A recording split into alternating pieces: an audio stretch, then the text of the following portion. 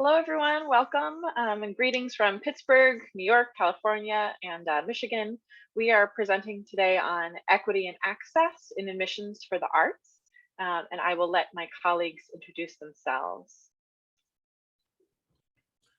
Hello, everyone. My name is Marty Lamar. I'm assistant professor and co-coordinator of the BFA Musical Theater Program at California State University at Fullerton. Happy New Year. Hi, everybody. I'm Courtney Young.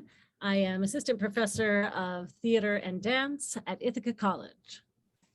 Hello, folks. My name is Tim Espinosa. I'm an associate professor and the program coordinator for the musical theater program at Fullerton College. And I am Mica Loosemore. I use she, her, hers pronouns, and I work at Carnegie Mellon University in the School of Drama as the director of recruitment and enrollment. So today,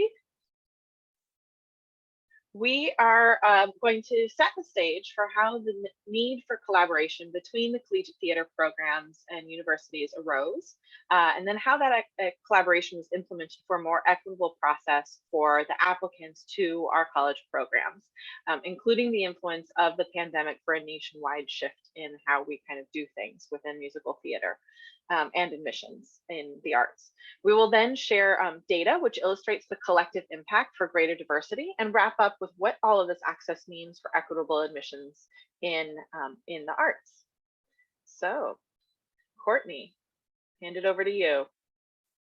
Okay, so we're going to share with you some work that this group, plus some of our other colleagues from across the country who weren't able to join us for this presentation, some of the work that we've been doing in our little niche of the world, right, our neck of the woods. And it involves our shared passion of musical theater, the training programs who educate musical theater artists, and the students who dedicate themselves to the work. To start us off, I just want to share something that I've known in every cell of my being since I was a little girl, and that is that musical theater is essential. This was confirmed when in September, I was in Seattle and I walked by one of the regional theaters in Seattle, the Fifth Avenue, and on their marquee, it said, "Joy is essential, laughter is essential, escape is essential. Inspiration is essential. Musical theater is essential." So that's part of the reason why we're here talking to you about the work that we've been doing. So just a little bit of context about musical theater programs and the audition process for those programs. So you may or may not know that entrance into musical theater programs in this country is competitive. It is quite competitive. And in some cases, it is highly competitive. I've heard many times, even since I was auditioning for musical theater programs, which was a few years ago, that getting into a musical theater program can be harder than getting into MIT. Okay. So, just to illustrate that, I'll share personally at Ithaca College, we accepted musical theater incoming class of 16. And any given year, we'll have 1,200 to 1,500 applicants for those 16 spots. So it's tough. It's tough. There are a lot of people, a lot of students who are really passionate about this essential work. And what those numbers imply is that the number of applicants is higher than the number of spots available, to state the obvious. There was a time when musical theater BFA programs auditioned all the applicants in the room, meaning in person for anybody who has not seen Hamilton and doesn't know the song In the Room Where It Happens. So as the number of applicants continued to climb over the years, the applicant pool was large enough that for many institutions, it was no longer feasible to hold in-person auditions for all applicants, and then still expect that the faculty and staff would be able to continue to do the work of teaching their students and running their programs. So enter the pre-screen video submission. Now, what was that? Students were required to film themselves singing, acting, dancing. Those videos were sent to each institution, and then the programs would view these videos and then invite the students that they felt were a good fit for their program to come to a live audition, to audition in the room.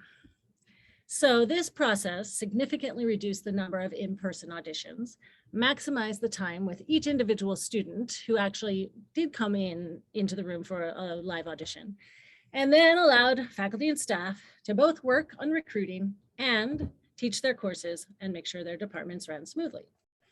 Good news, right? Maybe. So in 2011, two Cincinnati Conservatory of Musical Theater graduates, they created a digital platform to house all of these pre-screened videos. And they created a company, it's a website that's called Accepted, previously Get Accepted. Now they're the website formerly known as Get Accepted, and they're just Accepted. What they did is they became the liaison between the students and the institutions. So Accepted is now the largest performing and visual arts network in the world and has served more than 250,000 artists who apply to who apply to be discovered by the colleges and universities, festivals, scholarships, and competitions operated by 600 plus organizations. So 250,000 artists, 600 plus organizations. In an effort to be student-centered and to make the pre-screen video guidelines easily understood by the applicants, each institution created very specific guidelines for the videos that needed to be submitted. This included things like where the student's body is in the frame, the style of music that they're singing, the length of the song that they're singing, the style of dance that they perform, the genre of monologue, et cetera, et cetera, et cetera. Even something called the slate, which is at the start of a video, it would be a student saying, "Hi, I'm Courtney Young. I'm going to be singing Many a New Day from the musical Oklahoma." So very specific guidelines about what that institution wanted for their videos. And this was designed to be student-centered, to help the students. Good news, right? Put it all out there really clearly and specifically and get all the questions answered before they're even asked. Well, what we in fact did was to silo ourselves as musical theater programs and unintentionally create barriers for the audition process. Our intention to simplify and clarify the process did not match the impact that was felt by the students. So on the next slide, we're going to look at some criteria, some of that specific criteria that I just mentioned. Okay, so this is a chart that was created by somebody I'm going to talk about in a minute. And it illustrates what one student, it illustrates the videos that one student would have to film to apply to 12 programs. Now this student, keep in mind, is a 17 to 18-year-old human being who is also navigating and balancing life as a senior in high school, and as of late, a pandemic. Okay, so here we go. We're just going to read through a few of these. We're not going to read the whole thing. And I have to make this bigger on my screen and put on my glasses to read it. Okay, so let's look at number one. And we're going to start right in the, it says PS song requirement, pre-screen song requirement. Number one, the requirement is two 32-bar cuts of a musical theater song. One has to be on an up-tempo and one has to be a ballad. One needs to be filmed close up and one needs to be a full body shot. And then the monologues, two 90-second monologues, one contemporary one and one classical, one close up and one full body. Okay, then number four. Here we are in number four, again in that pre-screen song requirement. This college number four, wants one 60-second song of your choice from the musical theater canon. And that's it, nothing else, no monologues, no dance. College number six wants the students to submit two contrasting songs one 16-bar ballad, and one 32-bar up-tempo. Then the monologue requirement is two 60-second monologues, and the dance requirement is one required dance combination. The choreography is given to the student by the institution, and one optional dance that's the choice of the student. All right, a couple more that we're going to read. We're going to go to number 8 and just read the songs. So college number 8 wants 3 full songs, 1 classical, 1 classic musical theater, pre-1970s, and 1 of the singer's choice. Then we go to number 2 and look at the songs. 2 16-bar contrasting songs, 1 must be pre-1960s. Okay, if we were all in an actual room together and not a virtual room together, I would ask you to raise your hands and tell me if you're confused. I have spent many decades in musical theater. It is my passion, and I've dedicated my career to it, and my head is swirling. So now imagine what is going on in the minds of these 17 to 18-year-old humans trying to navigate this audition process. Confusion abounds. So one other thing that's really important to this conversation is that musical theater is an art form of privilege and exclusivity. It is incredibly costly to train for years in voice, acting, and dance. And this fact was already eliminating young artists with talent, but no training from the pool of applicants. The pre-screen video list elucidates the fact that institutions were inadvertently creating additional barriers for those applicants who lacked the means to hire expensive coaches, in addition to training with voice teachers, acting teachers, dance teachers. We were all unintentionally contributing to the problematic exclusivity and privilege of the art form. Again, intention does not match impact. All right, we'll go to the next slide. Here we go. So let's take a look at some of the barrier language that we just read on that chart. This is some of what the students had to decipher. Okay, a song from the musical theater canon. Well, any student could go to the dictionary and look up the word canon and see that it is a sanctioned or accepted body of work. But there's no clarifying information on what the musical theater sanctioned or accepted body of work is. How are they to know? Golden age. So those in the know generally agree that the golden age of musical theater was roughly from when the musical Showboat was produced in 1927 to when the musical Fiddler on the Roof was produced in 1972. This, just putting golden age out there as a requirement, assumes a knowledge of the musical theater canon and of musical theater history. Then there's a song from before pre-1970s or pre-1960s. Well, of course, there was great societal upheaval in our country in the 60s and 70s, and people in musical theater with a knowledge of musical theater history know that that upheaval dramatically affected, I guess pun intended, dramatically affected, the structure of storytelling in musical theater. That it was really the late 60s, early 70s were the end of the book musical as the preferred mode of storytelling. But again, this assumes a lot of knowledge about musical theater history. Up-tempo and ballad. These are used as a measure to view different aspects of a student, of an applicant, but it assumes a knowledge of musical theater genres and styles. 16 bars versus 32 bars. So these are partial songs used to expedite the audition process, but it assumes a knowledge of music theory and necessitates the hiring of expensive voice teachers or vocal coaches, or both. And also something that people in the industry know is that the last 16 or 32 bars of the song, the ones at the end, if you count back from the last note, those are the musical bars that have impact emotionally. That's the heightened emotion.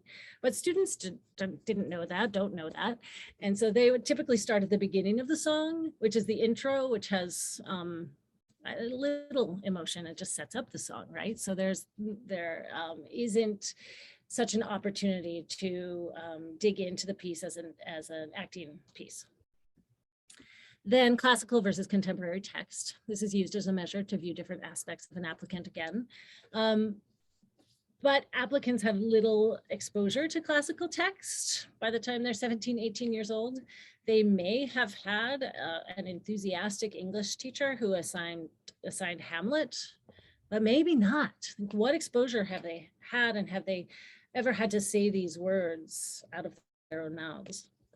And then dance, so self-choreographed pieces necessitate the need for a coach or a choreographer. And then the specific video, the institution that provided the choreography, and I'm just going to go ahead and fess up and let you know that was Ithaca College. That was me, actually. It also necessitated the need for a coach or choreographer who could break down the combination and then teach it to the students.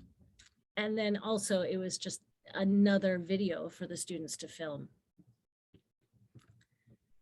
Okay, so enter on the scene, Stephen Augusto, Senior Director of Artistic Engagement at Paper Mill Playhouse.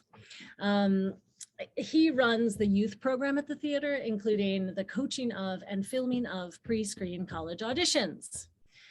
I met Stephen when I was working at Paper Mill in 2018.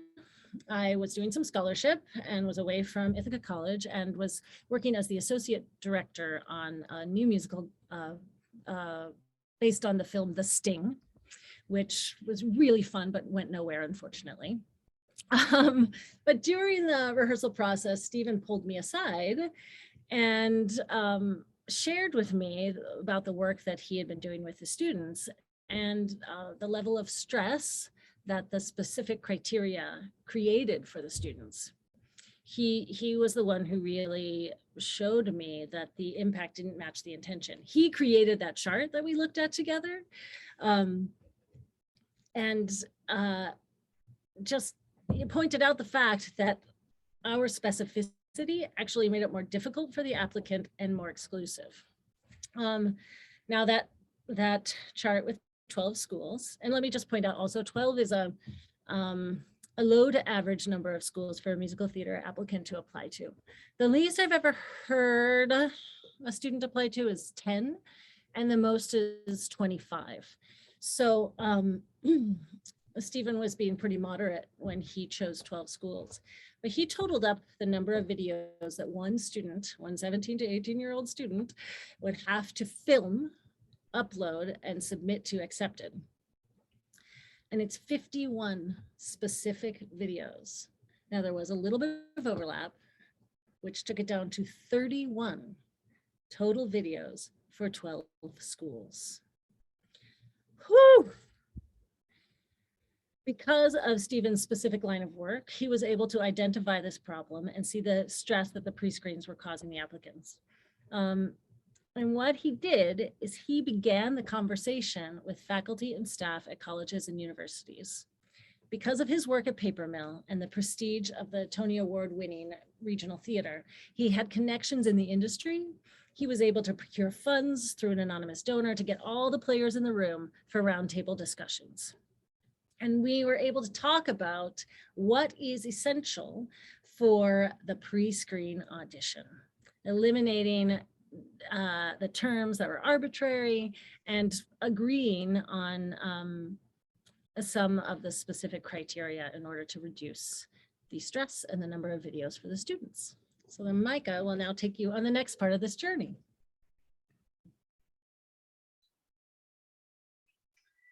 So as Courtney mentioned, these programs met in January of 2019 to discuss the college audition pre-screen process and how, in trying to simplify the process for applicants, universities and colleges had instead created even more significant barriers. So professors, faculty, and staff involved in all parts of the audition process for the schools portrayed here contributed to how we could collaborate and then strategically structure the pre-screens to minimize the number of videos that a student would need to film in order to submit their application. And so that was how the first musical theater common prescreen requirements were created. This is a screenshot from the Accepted website where the students can go and see the updated information each year that this project continues to happen. So in the very first year, there were a total of 51 schools and universities who participated in the Musical Theatre Common Prescreen requirements. The changes that were made allowed for students to record at most 5 videos for their song and monologue submissions for these participating schools, instead of the original 30 to 50 that Courtney mentioned before. So you can see here those necessary videos included 2 videos for the monologues. One would be classical, like a Shakespeare piece, and then 1 contemporary piece, and then 3 videos for their songs. So again, 1 like classical, as Courtney mentioned earlier, like Golden Age song, and then 2 contemporary songs. We also worked to create something called the wildcard video, which is an opportunity for students to highlight their outside interests. It wasn't a required piece, but it is an opportunity for students to show something else that they do, a talent or a skill that they have that might not otherwise be portrayed.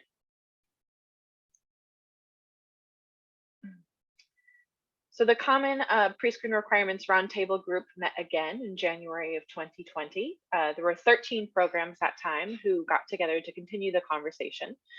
Faculty and staff from these programs debriefed what had worked from the previous cycle, and then also focused the remainder of the conversation on the major barriers presented by the dance portion of the prescreen as we prepared for the fall 2021 admission cycle.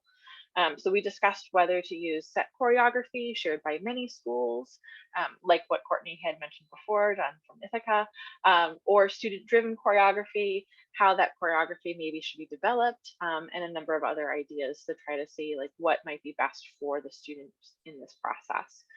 The mission of the dance section of the Musical Theatre Common Prescreen Requirements was drafted, and it had the intent to create a database of dance combination options, which would assist the applicants as they're kind of working through all of this process.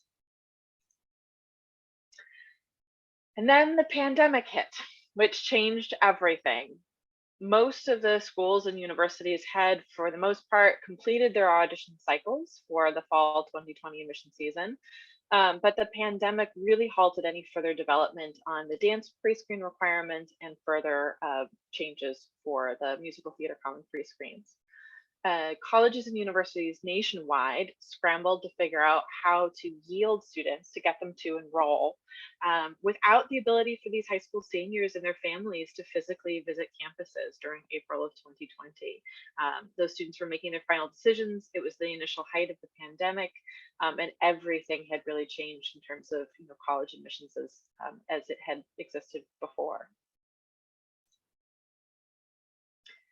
As the pandemic dragged on into fall of 2020, it became clear that the traditional model of in-person auditions that followed the pre-screen video submissions would not be possible. So the virtual auditions were created. 62 schools were participating in the Musical Theatre Common Prescreen during fall 2021. And the national focus for these schools and all other schools really shifted in a necessary push due to the deciding factor of COVID-19 to create usable virtual audition platforms. And really the auditions for all of fall 2021 nationwide went virtual, which is a huge, huge shift. This further opened the access for students as they no longer had the barrier of travel for live auditions. In May of 2021, these 11 programs met via Zoom to check in after the first year of virtual only live auditions. And the conversation about the dance pre-screen requirements that I mentioned earlier was touched on, but we determined that the complications from the pandemic really took everyone's full concentration for the moment. We do anticipate movement on the dance portion as we look towards fall 2023 and trying to develop that further over the course of this summer as we look towards next year's admission cycle. So while we are still in the fall 2022 admission season, 62 institutions are participating this year in the Musical Theatre Common Prescreen requirements. This list is a picture from Paper Mill Playhouse's website. So each year it shows all different kinds of programs private, public, rural, urban, large, small, you name it.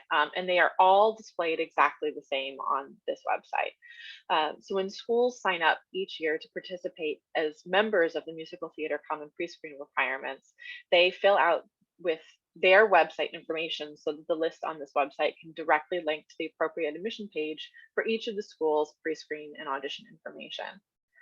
Many programs this year are continuing to offer a virtual audition option for auditions when in the past they had not.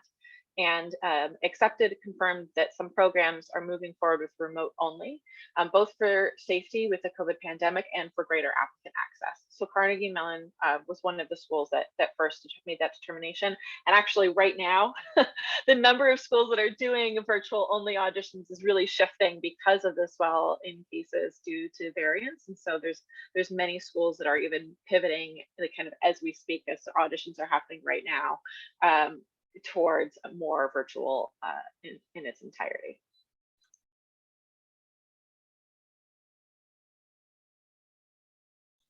Tim, take it away. All right, thank you, Mica. And with that, we're going to transition into addressing the means by which the implementation of the Musical Theatre Common Prescreen provides greater accessibility, equity, justice, and liberation for all students. Over the past year and a half, we have experienced a social justice reckoning occur at all levels of the theater industry, from the professional to the academic arena. Artists from across the country have taken to social media to testify to the personal trauma and inequity they had suffered over the course of their arts education and professional career. Artists calling for accountability and changes in professional and academic leadership in order to begin to chip away at the continued inequities that dominate the craft of theater at its highest levels. From the Broadway community to academic alliances across America, artists and educators from diverse backgrounds have collectively brought their voices to the forefront via the formation of grassroots organizations designed to create safe and equitable learning spaces for young artists of color to be heard, seen, and acknowledged. These grassroots organizations continue to provide education, support, and resources for young performers from marginalized communities across the country. As an academic community, we have all been challenged by our students to take accountability for our past and present teaching practices. We have all been called by our students to meet the moment, unlearn decades of pedagogy that has led to harm and trauma, and most importantly, re-educate ourselves so that we can all create a more safe and equitable learning environment for every student that passes through our doors.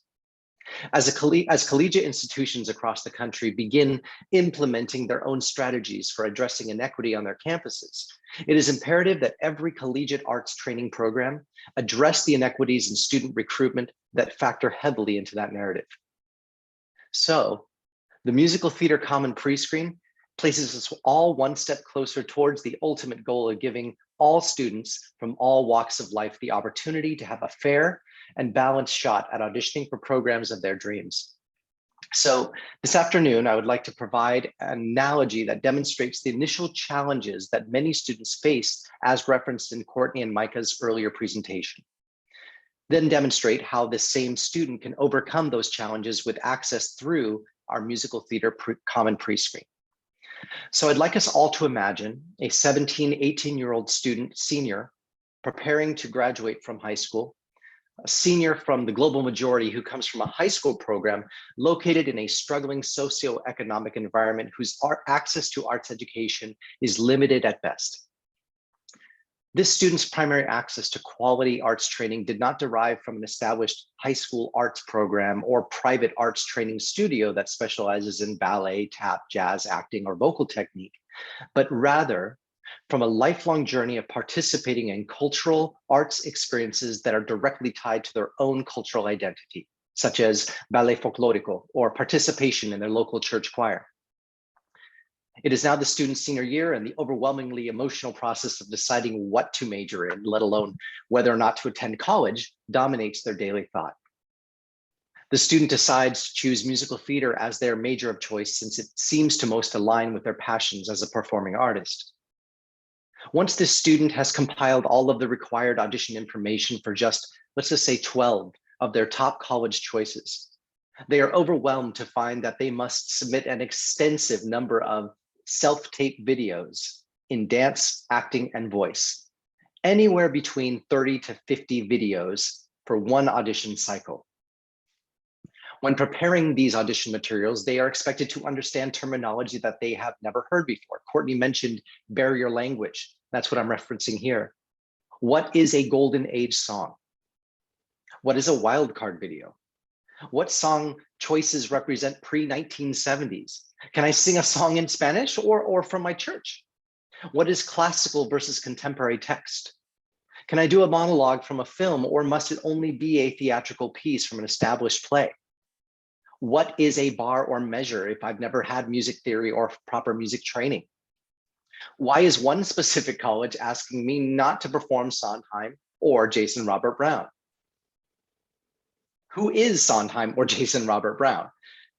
Where's the option for me to express my rich history of training as a cultural dancer or singer?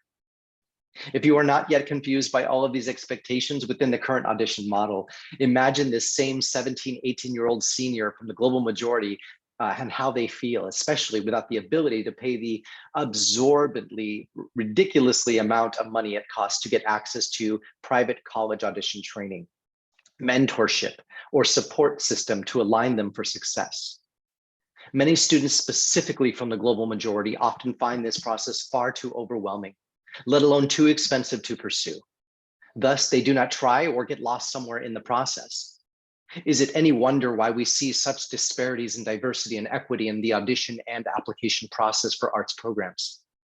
Many students are now looking to alternative methods of higher learning as opposed to the traditional four-year model. Many students of color are looking at certificate-based programs, online instruction, commuter colleges and community colleges that are offering an attractive alternative. Something has to change moving forward. So, how do we begin to correct this outdated recruitment model that limits accessibility? Let's explore some of the ways that the Musical Theatre Common Prescreen overcomes these hurdles so that the playing field is level for all students from all walks of life.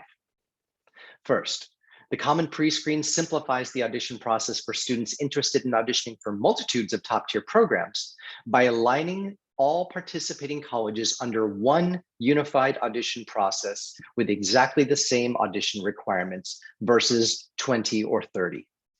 Students can arrive at the Common Prescreen website, which we saw earlier in Mica's presentation, and easily access the necessary audition information for multitudes of college programs, as well as access video resources that guide them through the entire college audition process from start to finish.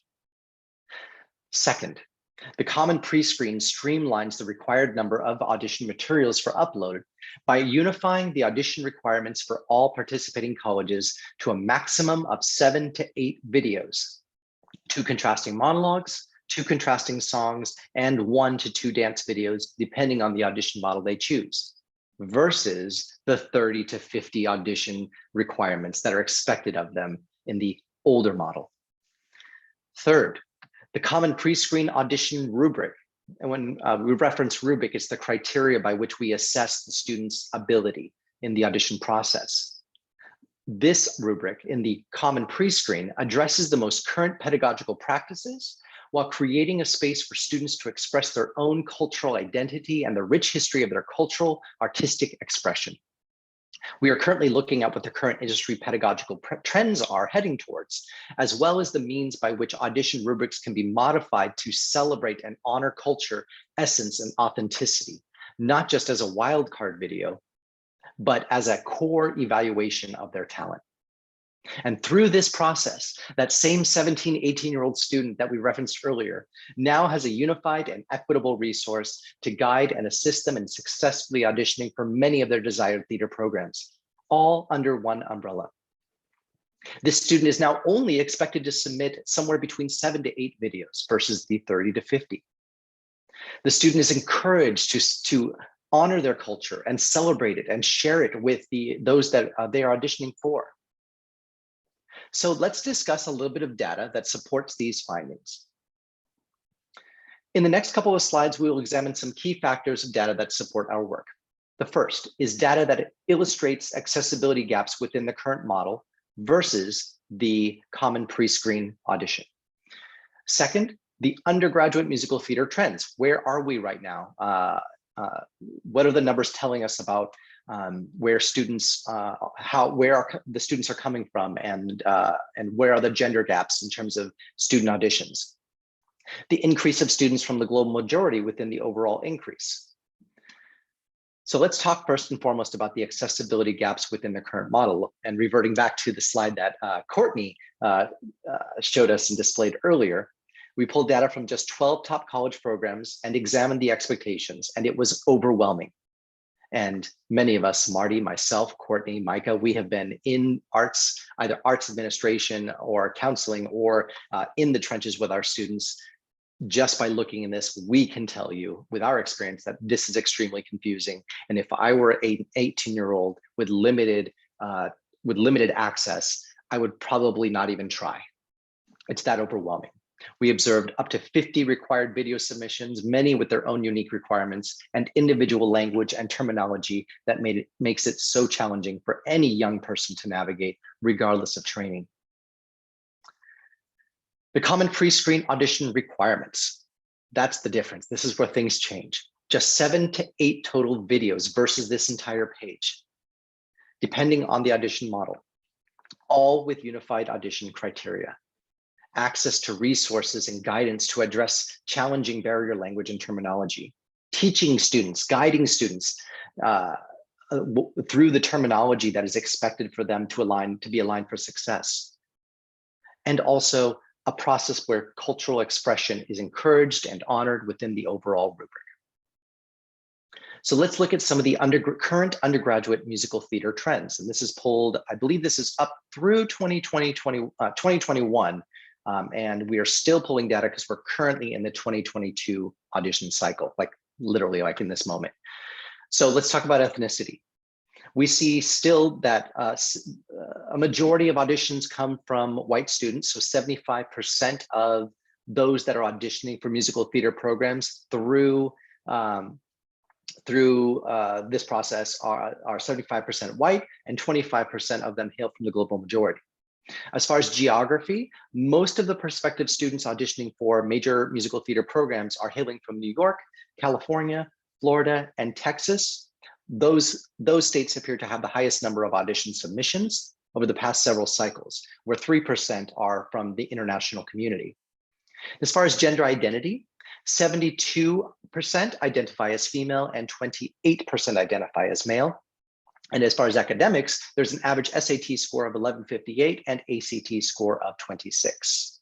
And the average number of media uploads that we see in any student's bank, audition upload bank, is an average of 7 media uploads, where 15, and there are 15 total in the entire library for that student.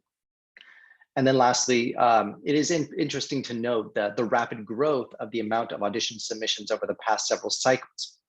We see an increase of 66% since 2015 alone for musical theater programs. That is a tremendous increase, which tells us that this craft, the craft of musical theater, is really seeing a surge in student interest in wanting to be a part of the craft of musical theater and train in musical theater.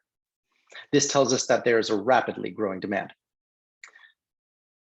So now let's talk about the total applications to theater programs by ethnicity without white applicants. And here's just a model that kind of paints a picture of where the breakdown occurs. And you can see, I think we were able to actually upload the most recent trends on this slide that includes 2022. Yes, we did.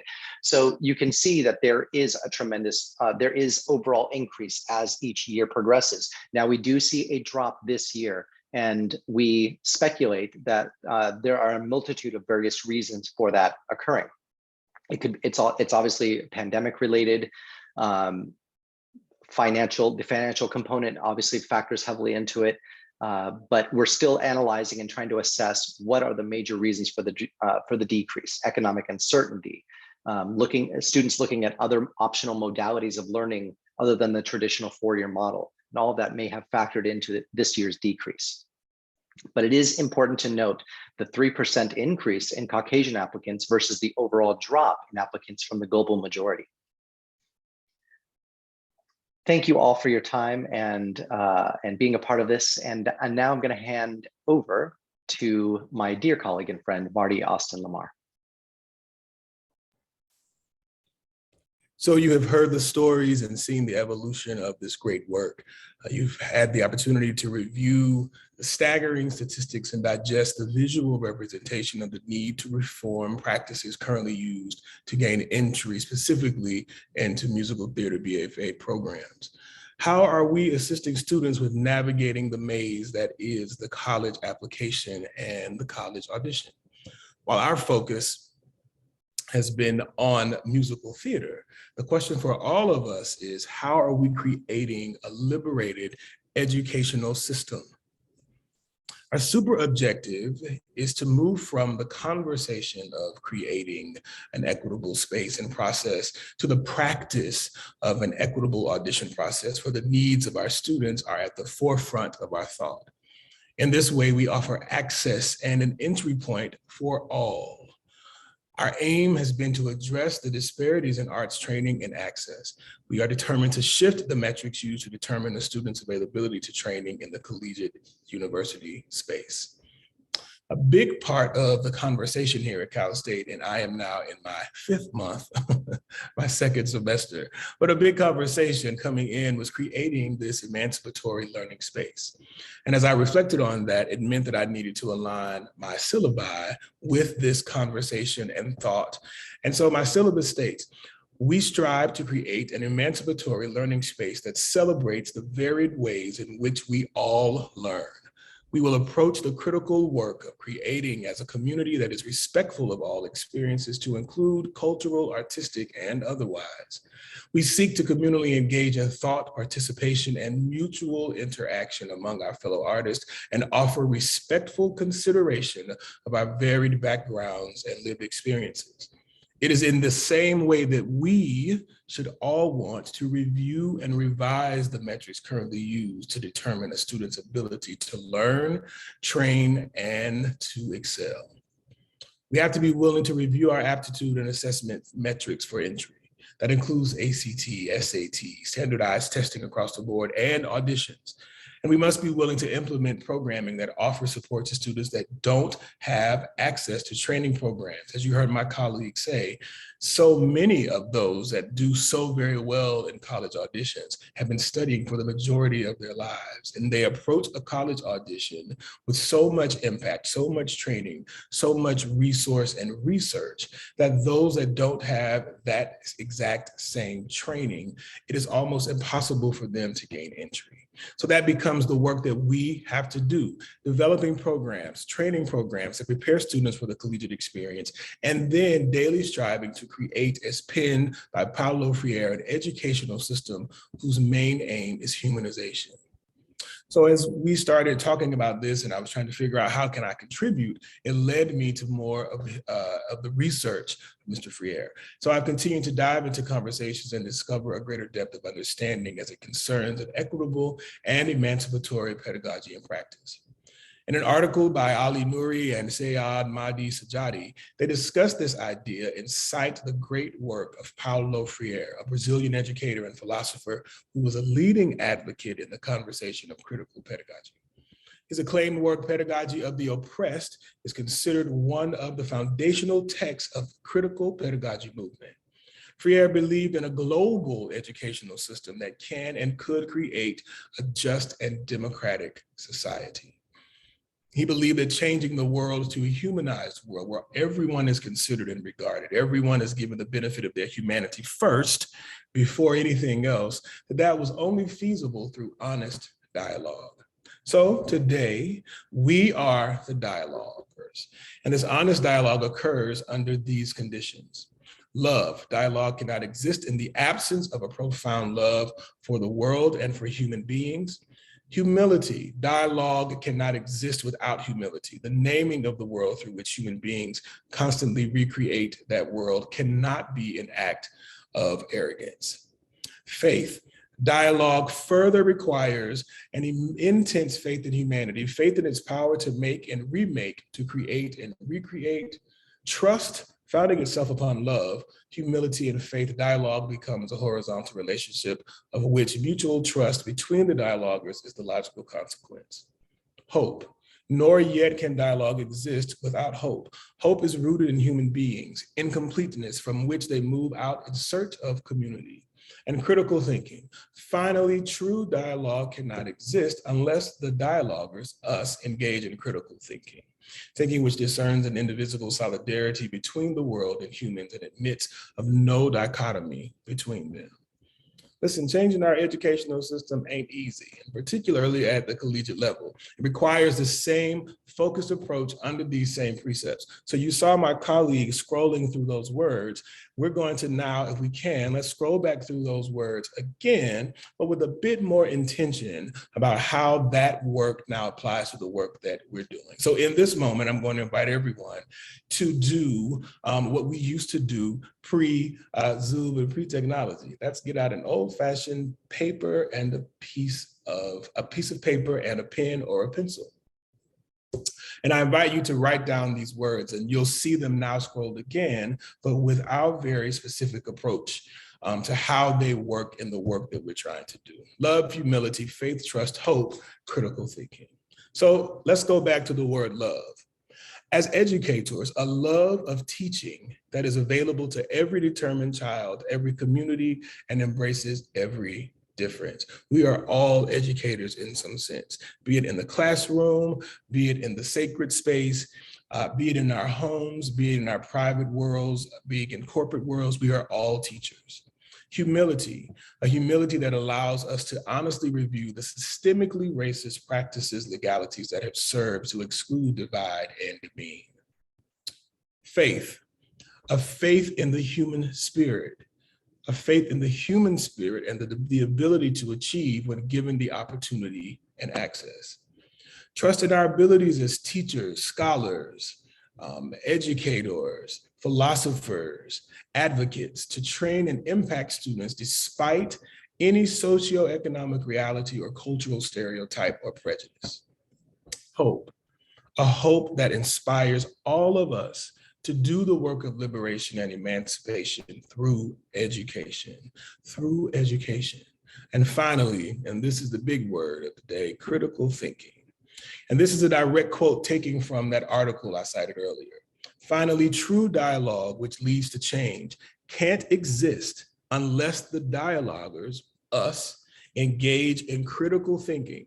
Thinking which discerns an indivisible solidarity between the world and humans. Thinking which perceives reality as process, as transformation, rather than as a static entity.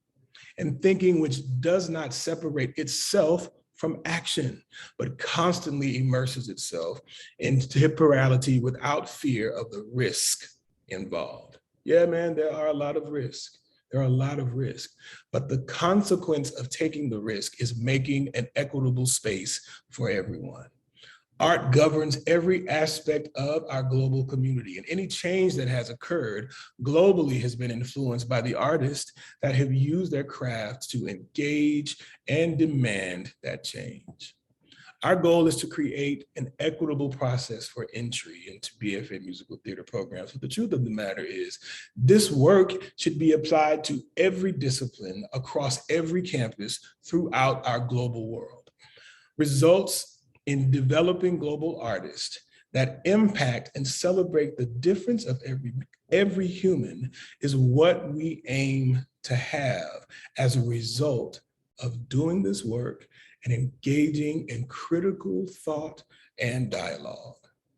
The work is great, the work is exhausting, but we believe that the continued implementation and participation from all programs offering BFA specifically will result in global change in arts education.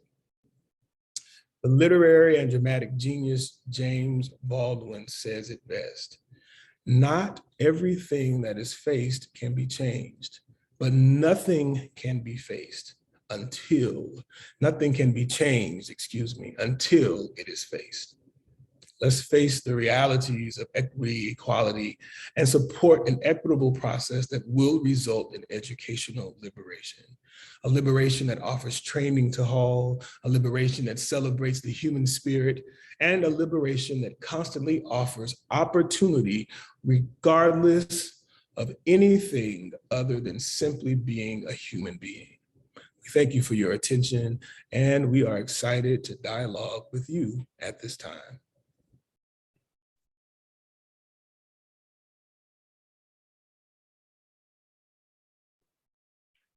So we welcome you if you have questions or comments about the presentation and the work that we've been doing to either put it in the chat. You are also welcome to unmute yourselves and talk with us directly. If you'd like to have your camera turned on, we welcome that. If not, that's also totally fine. I'm going to put our contact information up on this page for a little bit, and then in about a minute or two, I will turn that off so that we can all see you. So thank you so much for spending time with us today, and we hope that you have some questions that we can help discuss.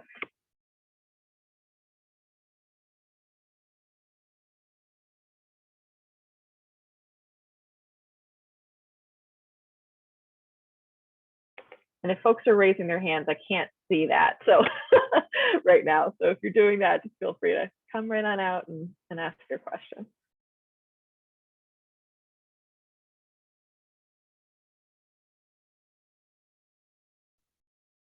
I just wanted to add one thing, and that is that the work that we are doing, particularly on this audition process for the students, is ongoing. We have been working on it for a number of years, and it will never be finished, right? I don't think we'll ever get to a place where we say, okay, we did it, we're done. It's ongoing, and we meet and we dig in and think, okay, what are we still doing that is creating barriers? Where are the walls for these students? And we've come up with some ideas, having resources for the students. You know, instead of saying sing a 60-second cut of a song from musical theater canon, having a list of songs that they can just choose from. They don't have to sing from that list, but they could choose one of those songs. And on that list will be a link to the sheet music, a link to a recording of the melody plunked out, and a link to the accompaniment for that song. So that they have everything they need right in one spot. So that's one of the ideas. There are many that are floating around, and we're working on getting these ideas implemented. I think something else, as we're talking about this, I went to participated in this event called the Moonifieds, and a big part of the purpose of the Moonifieds is the same thing that we're talking about, to create a space where students can come be seen by several colleges and universities at one time. And there was this one amazing workshop that was specifically for the parents.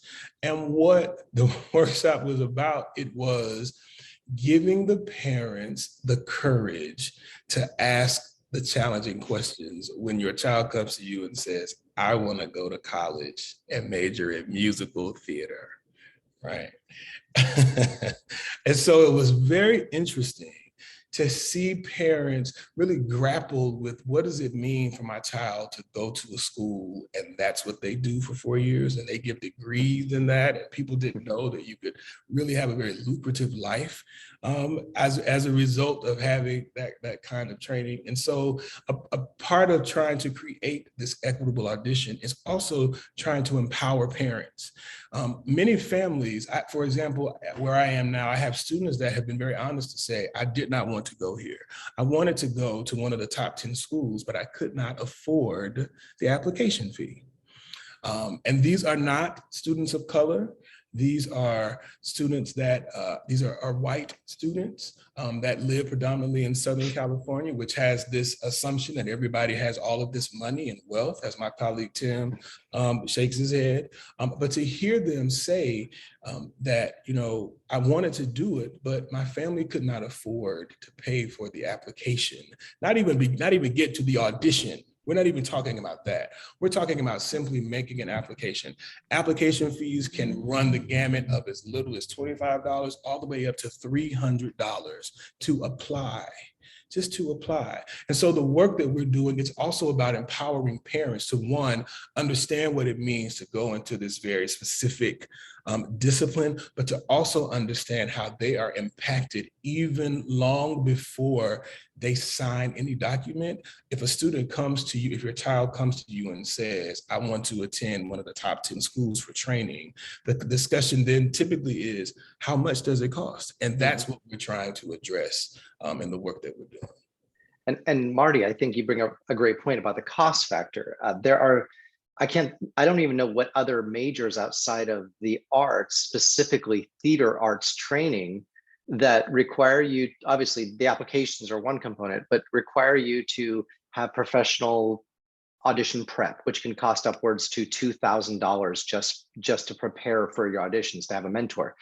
Also, the cost of, once you're called back, flying out to each city to actually audition and call back in person. And if you're called back for 9 colleges and they're all your top favorite colleges, some people could spend, just to get in the room face to face with the head of a program, anywhere up to $5,000 to $6,000 just to audition. That doesn't even mean to sign on the dotted line. And that's overwhelming. And that's, to me, that is a significant problem that our craft has kind of wedged itself into unintentionally.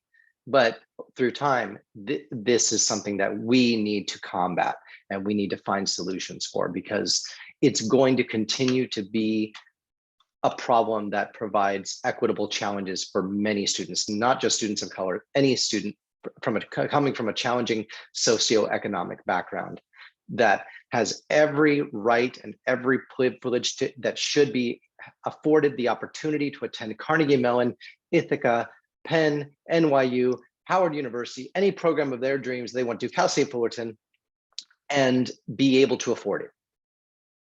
And that's how we begin to solve, just chip away at some of these small equitable issues we have.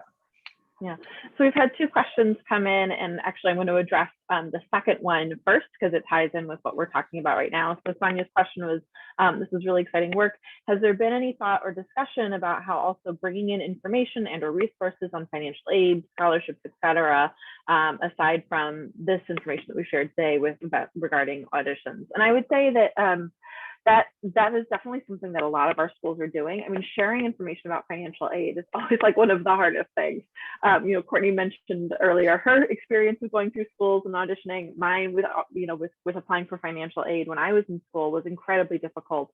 And I think just the differences that have happened just in terms of resources that are available on websites, training sessions, all kinds of things have really started to, especially during the pandemic, to shift, because you can't just pop into the office of admission while you're visiting a school anymore.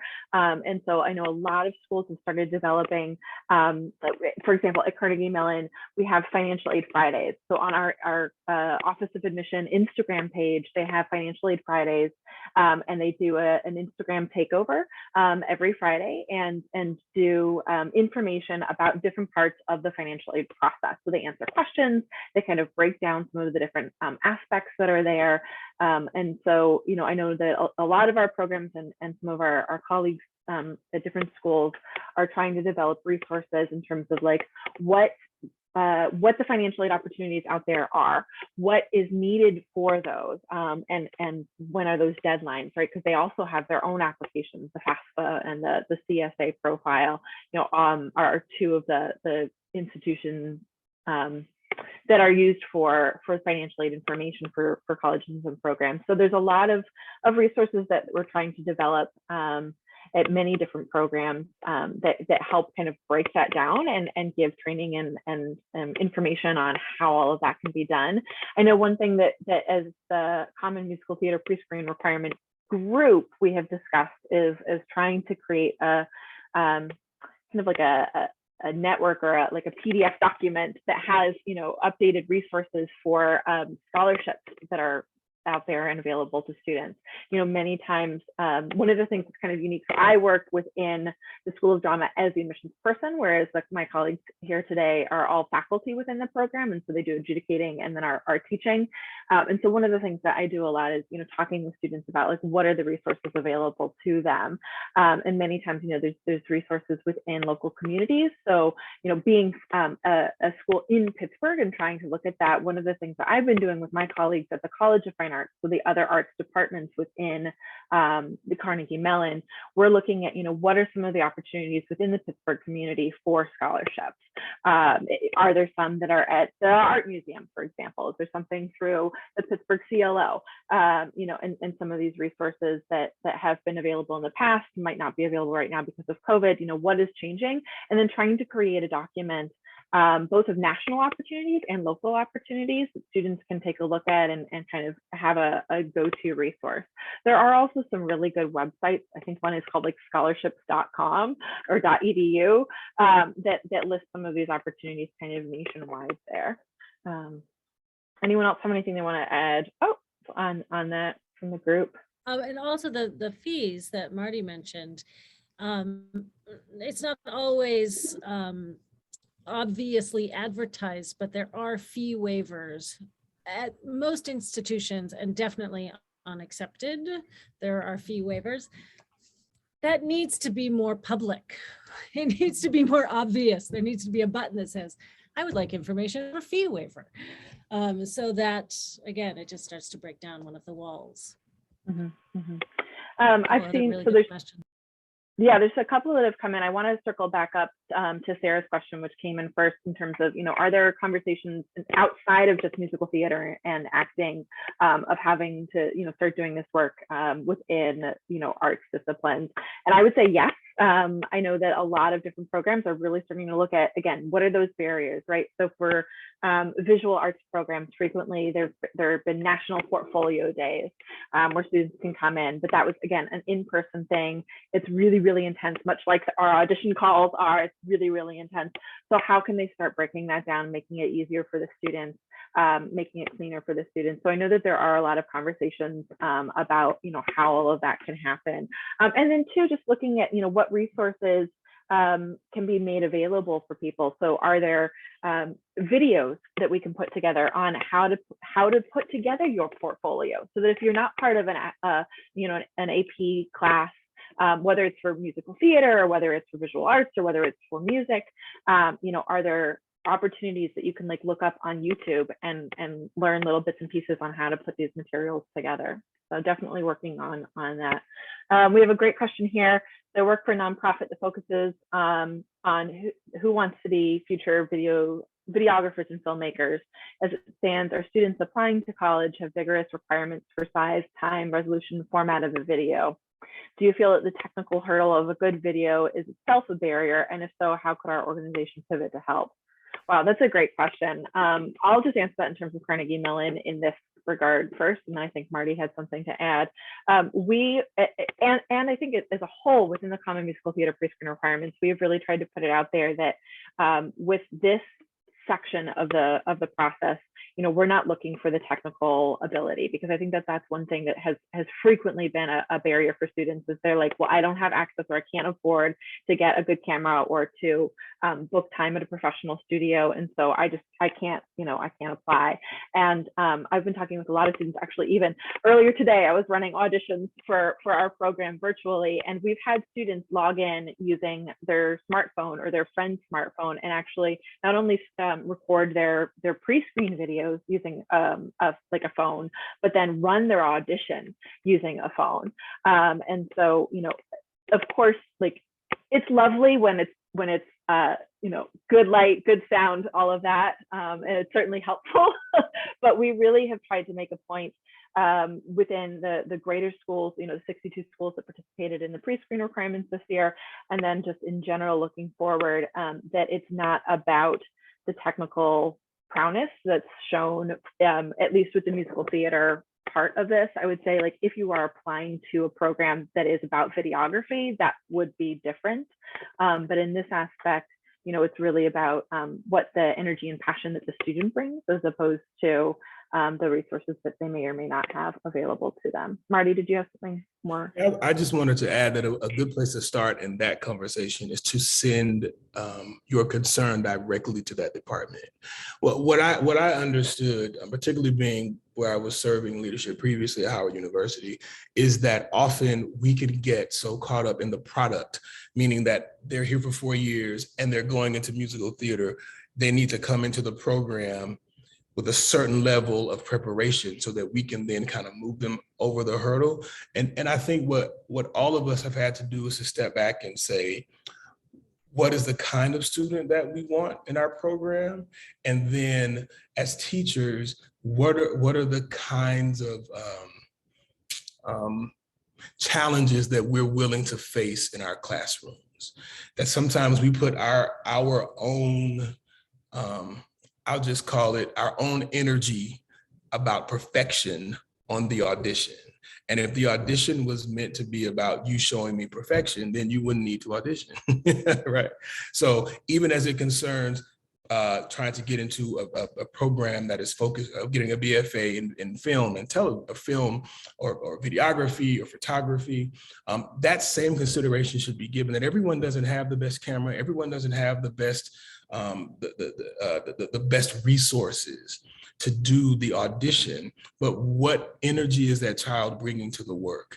Is that child able to come and have a conversation with you about what they ultimately want to do, to include the fact that, we understand that every child is not going to have the very best when it comes to the submission, but how is that school doing that work? And in my opinion, if you see that that's not happening or that school is not willing, I wouldn't send my child to that school, because ultimately it means that the teachers don't want to do the work. That's really that's speaking from the eye, that they don't want to do the work. It's much easier to instruct a class of 16 and they've all had 10 years of ballet and 8 years of voice, and they went, overseas for summer intensives, right? That's easy to graduate. But what about those kids that come in with that good raw talent where the center of their vocal training has been the church, or the center of their dance has been in the band, right? Where are we making space and room for those students? So I would send an email with that concern, and then if they were not willing to address it, they'll send your child to that school. Well, and that speaks back to all of us looking at what has been the traditional rubric for assessment for each student's admission into a prestigious 4-year musical theater training institution. And are we training machines? Are we training students to come through a system who can sing, act, and dance, but don't have a sense of who they are? Or are we looking for people where we see the potential for growth, significant growth over the course of 4 years of training? And maybe we see that there are certain areas that they will grow because we believe it, and we are seasoned enough as educators and pedagogists to get them to arrive at a place while honoring their individuality, their cultural heritage, and their authenticity. I think that's the larger conversation that all of us are trying to have as educators, is not just looking for what we perceive is the quote unquote best talent. What does that mean? You've taken 15-year ballet your whole life, tap your whole life, and you've had a private voice teacher your whole life. Yes, but what about those other students that we see the potential for growth, and see the potential for greatness by their senior year? Those are the ones that I know personally, like Marty said, am interested in working with. The ones that are going to contribute to the fabric of the college and the uniqueness of the program. Yeah, I'm just going to echo that the quality of the videos does not equal talent, creativity, potential. And then another piece of this is that we as educators and the liaison between the students' high school experience and their life in the industry, we have to have our eye on what's happening in the industry. What are the shows that are being produced? What are the stories that are being told? And we are in an exciting time right now where everything is opening up, and we're realizing that we need all the voices in the room. We need everybody's story. And so we have to say, okay, this is what the industry is looking for. We have to open up our eyes and realize that person who only sang in the church choir wow, what a voice. And after 4 years here, the career that person will have. So I think that's the exciting stuff. I mean, yes, it's also nice to work with a technically trained dancer who's been in the studio since he was 2, but it's equally exciting to work with somebody who comes in just a little more raw and to foster that individual and that individual's talent. And many of us are currently, given everything that we are going through as a society over the last couple of years, as musical theater educators, we're in the process of re-educating ourselves.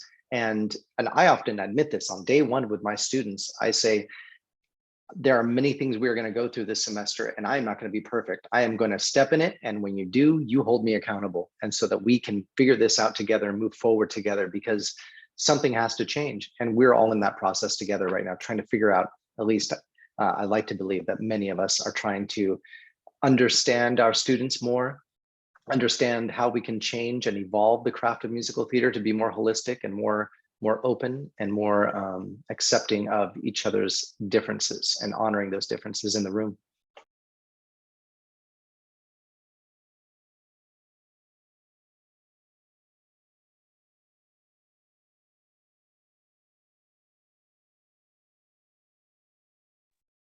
I want to make sure we've gotten everybody in the chat here.